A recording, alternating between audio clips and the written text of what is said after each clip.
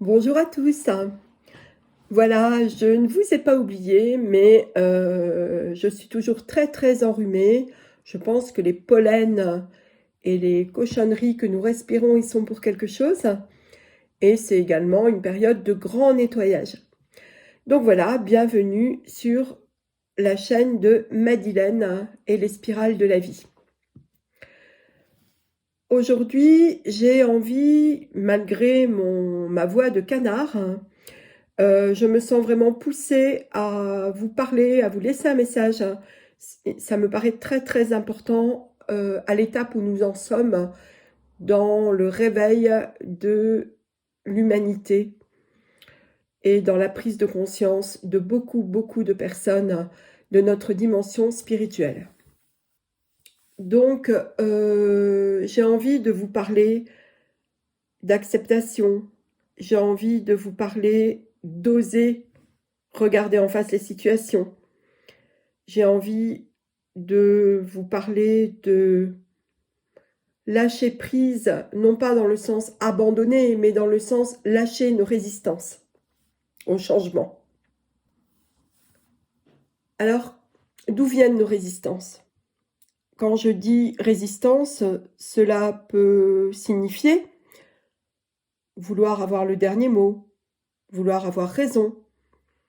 Ça peut signifier aussi se trouver face à des blocages. Ça peut être évidemment non conscient et ça peut être une façon de manipuler l'autre pour se sentir exister ou reconnu. Ce fonctionnement est basé sur un besoin d'amour immense, inconditionnel, que bien évidemment nous ne pouvons pas recevoir en tant qu'humains à notre naissance, puisque vous savez que la caractéristique de l'humanité a été jusqu'à maintenant de vivre dans la dualité et de pouvoir expérimenter des situations duelles, contradictoires, paradoxales, opposées. Ceci arrive à sa fin. Ce cycle de dizaines ou centaines de milliers d'années, je ne sais même plus combien il y en a, arrive à sa fin. Donc, il n'est plus du tout de mise d'entretenir cette façon de fonctionner. Personne, aucun humain ne peut nous apporter l'amour que nous demandons, que nous quémandons, que nous recherchons. C'est impossible. Cet amour se trouve ailleurs. Cet amour se trouve dans notre reliance à notre soi divin, dans notre reliance à notre partie divine, créatrice, dont nous avons perdu petit à petit la trace, parce que nous vivons depuis des millénaires dans un monde de mensonges, basé sur la manipulation. J'en ai déjà parlé dans d'autres vidéos, mais lorsqu'on a un immense besoin d'amour qui ne peut pas être comblé, eh bien alors on va opter pour des comportements qui vont, par n'importe quel moyen, et parce que c'est vital à ce moment-là, qui vont nous permettre d'obtenir des petites miettes d'amour. Alors certains en obtiennent plus que d'autres, hein. Il y a des familles où vraiment l'enfant est aimé, considéré, respecté, mais ce n'est jamais l'absolu. Et puis il y a des familles où les enfants sont maltraités, sont humiliés, sont défoncés, sont rejetés. Et lorsqu'un enfant ne se sent pas suffisamment aimé, suffisamment confiant dans les adultes, alors il a peur. Il a peur de mourir. Et alors il va se couper de ses émotions pour être tout le temps sur le qui-vive et pour vérifier que tout va bien. Et avec cette peur vient la colère. Les deux sont mêlés de toute manière. La colère de ne pas être entendu, la colère de ne pas être compris, la colère de ne pas recevoir de la part des adultes ce dont un enfant a besoin. et la colère génère la peur, et la peur génère la colère. Enfin, c'est un méli-mélo, un imbroglio qui, de toute manière, mène au sentiment d'impuissance. Et lorsqu'on se sent impuissant, alors il y a deux solutions. Soit on se replie complètement et on adopte une posture de victime en attendant que l'autre vienne nous sauver, ce qui évidemment n'arrivera jamais. Ou alors on se met dans une posture de toute puissance réactionnelle, donc qui n'est pas bonne non plus, qui n'est pas saine, et dans une frénésie d'action, et on ne s'arrête jamais. Et le moteur pour cela, c'est tout seul, parce que je ne peux pas compter sur les autres. Mais bien évidemment, derrière ce comportement se cache une immense souffrance et un immense besoin d'être aimé.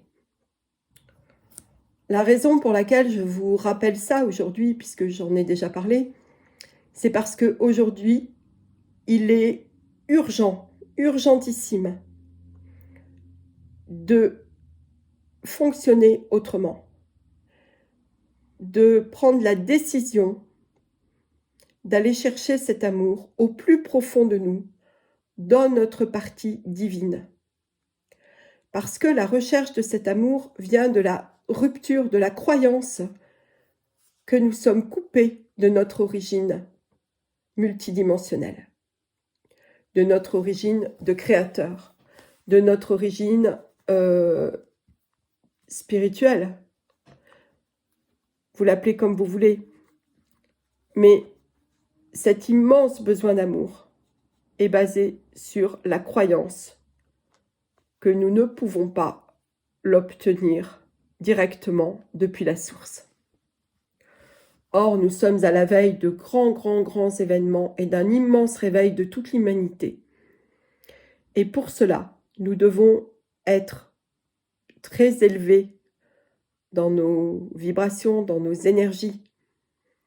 Nous devons avoir une confiance absolue dans cette partie de nous qui est reliée à la source et qui peut tout. Ce n'est pas magique. Pour cela, il faut se regarder en face. Il est besoin d'accepter que nous sommes tous reliés et qu'il ne sert plus du tout à rien de vouloir avoir raison, de vouloir avoir le dernier mot, ou de maintenir des colères face à des situations non réglées. En effet, toute situation non réglée est un blocage qui nous empêche d'avancer et qui nous empêche de contacter ce lien à l'amour source qui est en nous pour peu qu'on le laisse circuler, qu'on accepte de baisser la garde, qu'on accepte de lâcher notre ego, qu'on accepte de ne pas être un humain hors classe, qu'on accepte de lâcher la compétition, qu'on accepte d'arrêter de se comparer aux autres. L'immense paradoxe propre à tous les humains est que notre besoin d'être aimé nous a conduits à nous protéger de l'amour dont nous avons besoin. Ce besoin d'être aimé et de recevoir des miettes nous a conduits à la méfiance et a fait que nous nous sommes protégés à double tour. Et en se construisant ainsi, eh bien forcément, on vit dans la dichotomie, dans la dualité, et on s'enferme. Il s'agit donc là, pour ceux qui ne l'auraient encore pas fait, de prendre la décision que nous ne pouvons pas demander à l'autre de nous sauver. Ce n'est pas possible. Il s'agit de la responsabilité de chacun, du choix de chacun, de regarder en face les blocages qu'il a pu consciencieusement ou inconsciemment, enfouir tout au fond, parce que ça fait mal, parce que c'est douloureux, parce que ça réveille des souffrances, parce que ça fait appel à des situations de conflit ou des situations dans lesquelles nous ne nous sommes pas sentis respectés. En fait, l'émotion, la sensation, la peur, le grief qui nous reste face à ce type de situation mal vécue, ce n'est plus l'événement lui-même, c'est la relation que nous avons eue à l'événement. Et cette relation peut être changée, peut être transformée. Il s'agit de prendre la décision qui le permet. Il s'agit aussi de dire, de se dire à l'autre, tant qu'il a encore temps. Je suis en train d'accompagner en ce moment, en séance individuelle, des personnes dont les parents âgés sont en train de tirer leur révérence. Et je recommande à ceux ou celles d'entre vous qui se trouvent dans cette situation d'accompagner un proche ou de sentir qu'un proche va bientôt mourir à ce monde, eh bien, de lui dire au revoir, de lui dire combien vous avez expérimenté avec, même si c'était difficile, même si la relation était compliquée, même si vous avez souffert. Il ne s'agit pas de tacler l'autre, il ne s'agit pas de lui balancer tous les griefs que vous avez contre lui, en tout cas pas sous forme de jugement. Il s'agit de dire. Il s'agit de dire ce que vous avez mal vécu, de prendre la responsabilité de vos réactions à ce que vous avez subi. Je sais que c'est difficile à entendre. Je connais des personnes qui ont été vraiment maltraitées, mais vraiment maltraitées sur tous les plans, depuis que ces personnes sont nées. Et en même temps, ces personnes-là sont en train de faire un travail fabuleux de réconciliation avec elles-mêmes, de réconciliation avec l'amour qu'elles se portent et qui n'était pas accessible. Cet amour ne leur était pas accessible puisqu'elles n'en avaient jamais reçu, ou très peu. Et il ne s'agit pas de pardonner en mode judéo-chrétien restrictif, qui signifie en fait qu'il y a un coupable et une victime. Non, non, il ne s'agit pas du tout de ça. Il s'agit de prendre la responsabilité de ce que nous avons vécu. Et il est évident que si on considère ce que je suis en train de dire sur un plan purement humain, en troisième dimension, cela n'est pas entendable. Ce que je voudrais vous rappeler, c'est que avant de venir nous incarner, nous avons choisi. Nous avons choisi la famille qui allait nous permettre d'expérimenter quelque chose qui nous était propre dans notre choix d'incarnation.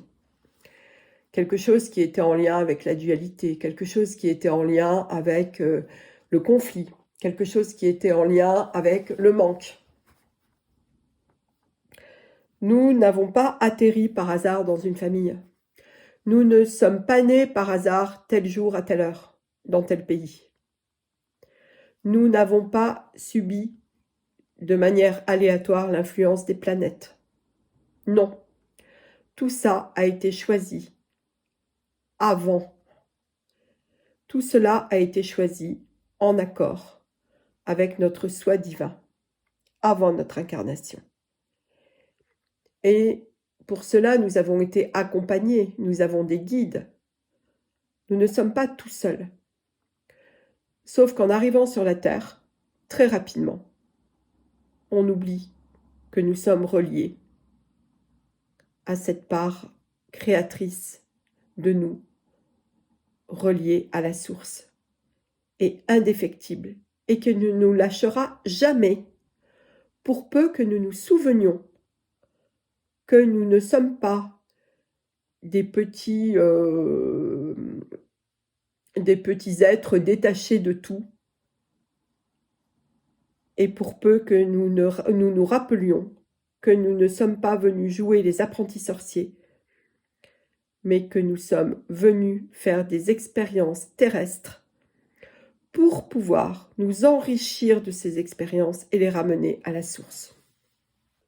Chacun est responsable du traitement de ses valises. Plus nous le faisons, plus nous contribuons, à alléger l'inconscient collectif. Il s'agit de regarder les situations qui nous sont désagréables, qu'on a mises de côté, qu'on n'a pas traitées. Il s'agit de les regarder avec lucidité et sans jugement, comme des faits, F-A-I-T-S, pour pouvoir les dépasser et prendre de la hauteur.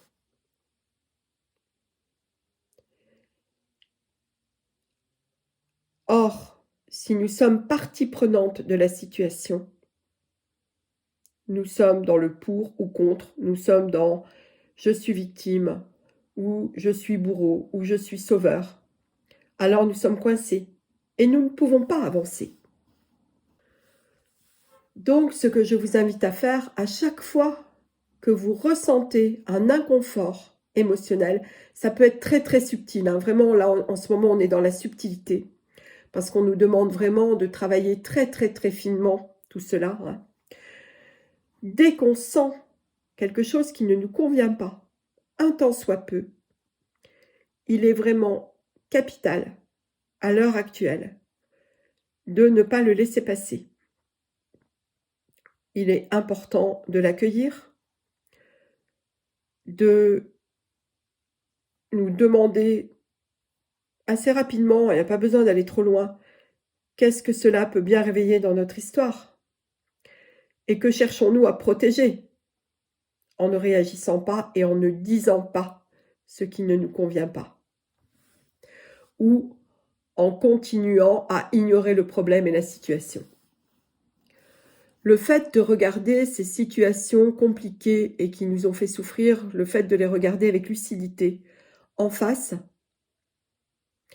nous permet d'accueillir ce qui s'est passé, nous permet d'accueillir notre partie qui a souffert, la partie de nous qui est blessée. Et le fait de se rappeler que nous ne sommes pas tout seuls, mais que nous sommes reliés à notre partie divine et créatrice. Nous sommes reliés un petit peu comme quelqu'un qui serait un drone ou quelqu'un qui serait relié par un élastique, sauf que nous croyons qu'il n'y a plus d'élastique. Mais à partir du moment où nous rétablissons le contact, où nous admettons que nous ne sommes pas seuls, des petits électrons libres, alors nous permettons au flux d'amour qui est contenu en nous, dans ce qu'on appelle l'espace, le tout petit espace sacré du cœur, alors nous permettons à ce flux d'amour inconditionnel de circuler, de venir nous rassurer et de nous guider. Et ce faisant, nous n'avons plus besoin d'être en mode quémandage et en déséquilibre, ni en dépendance vis-à-vis de l'autre. Et nous n'avons plus besoin d'attendre que l'extérieur nous remplisse. C'est cela être créateur de sa vie. C'est cela être dans l'interdépendance. C'est-à-dire se connaître suffisamment, se ressentir suffisamment pour savoir si nous sommes au bon endroit, au bon moment. Oubliez le moi-je, oubliez la comparaison, oubliez le jugement et se concentrer sur ce qui résonne dans le sens raisonner R-E-S, O-2-N-E-R, et pas raisonner avec la tête ou le cerveau, mais ce qui vibre juste en nous. Et lorsque ça vibre juste en nous, alors nous savons que nous sommes au bon endroit, au bon moment, et que nous sommes en train d'être et non pas de faire. Et si chacun d'entre nous vibre de cette façon, alors nous pouvons nous syntoniser, et alors cela peut faire une symphonie magnifique et créatrice d'un nouveau monde, celui qui nous attend, ou celui, en tout cas, que nous aurons choisi. La Terre Gaïa s'élève depuis plusieurs mois de façon très très très conséquente. Ce nouveau monde, il est là. Nous n'avons pas besoin de mourir pour l'atteindre. Ce sera à nous de le construire. Mais les personnes, les âmes, qui ne sont pas prêtes, ne pourront pas passer ce cap. Et c'est vraiment important de nous rappeler que avant de s'incarner, chaque âme a choisi ce qu'elle avait besoin d'expérimenter. Et que les personnes qui ne pourront pas passer ce cap sont fidèles à leur plan d'incarnation. Et qu'elles continueront à évoluer dans des univers qui leur permettront d'expérimenter ce qu'elles ont choisi. Nous ne pouvons forcer personne. Nous ne pouvons pas faire d'ingérence. Depuis ces 2 dernières années, et déjà bien avant, mais ces 2 dernières années nous ont vraiment conduit à un paroxysme, et de mon point de vue, ont été vraiment là, malgré tout ce qui nous a été dit comme mensonge, ou peut-être justement à cause de ça, peu importe, tout a une raison. Je vous rappelle qu'on n'est plus dans le jugement à l'heure actuelle. Mais en tout cas, depuis 2 ans, nous avons été fortement sollicités à choisir, à prendre des décisions et à choisir de quel côté nous voulions aller. Bruno Bettelheim, qui était un psychanalyste et pédagogue américain et un philosophe également, a dit dans un de ses livres, alors je vais essayer de me rappeler de la citation de mémoire, ceux qui ont le pouvoir de faire le mal et qui choisissent de faire le bien, alors ceux-là sont les seigneurs de l'univers. Alors il ne s'agit pas de juger, il s'agit de se rappeler que nous avons une décision à prendre et que certainement nous l'avons prise déjà.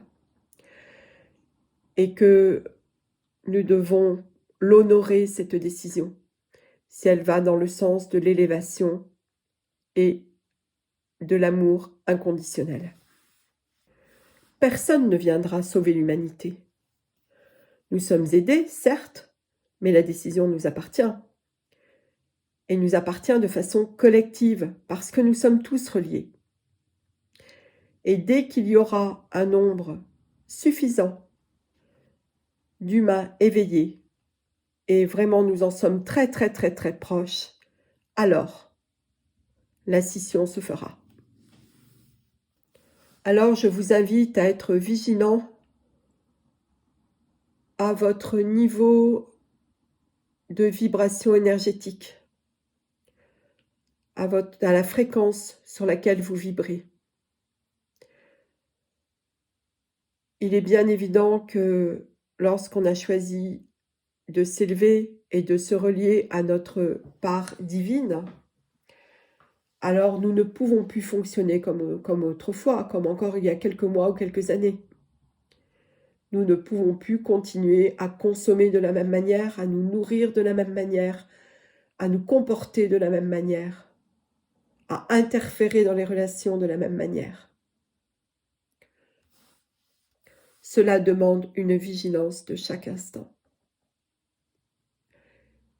Et pour nous aider, et aussi voilà, pour nous pousser, hein, ça peut être vraiment exigeant, eh bien, nous bénéficions des sauts de vibrations énormes que fait la Terre en ce moment et des énergies colossales qui nous sont envoyées par l'univers et par les planètes.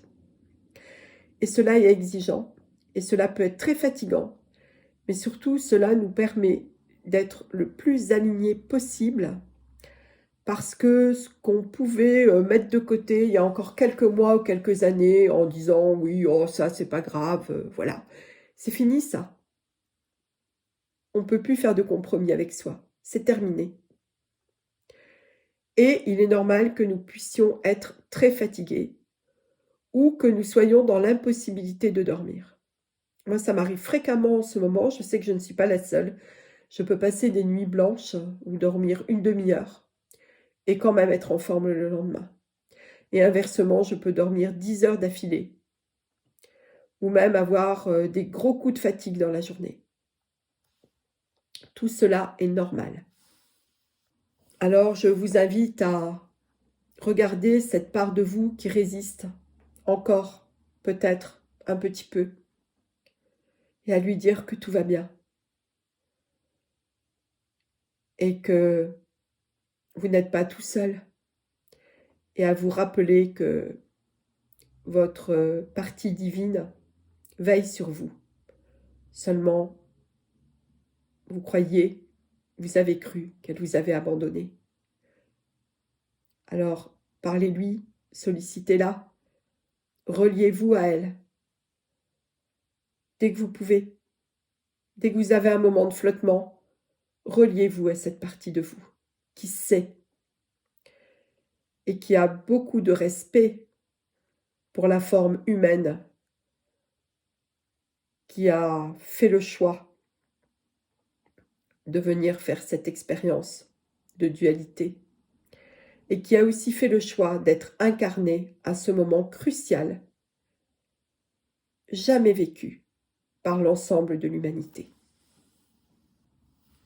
Voilà, j'ai envie de vous dire à bientôt. Je ne sais pas quand, je ne sais pas comment. Et puis j'ai envie de vous envoyer tout mon amour et de vous souhaiter le meilleur, en accord, en plein accord avec ce que votre âme a choisi. Au revoir.